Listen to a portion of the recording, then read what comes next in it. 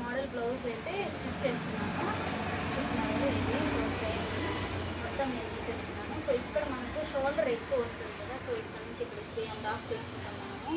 So ఇదే 3.5 ఇక్కడ పెట్టుకుంటాం కదా. సో మనము ఇక్కడ అర్థమవుతుంది కదా, 4 వచ్చింది కదా. సో ఇక్కడ మనం ఎక్కువ డీప్ అయిపోయినట్టు ఫ్రంట్ దగ్గర అనుకోకుండా నీకు చిన్న టిప్పు, ఇది నీకు అర్థమవుతుందని అనుకుంటున్నాను. ఇక్కడ ఒక 1/2 ఇంచు ఇట్లా 1/4 ఇంచు మనం కట్టుకుంటే, సో ఇట్లా స్ట్రైట్గా ఒక స్టిచ్ వేసుకుంటే ఇట్లా పూర్తిగా ఒక స్టిచ్.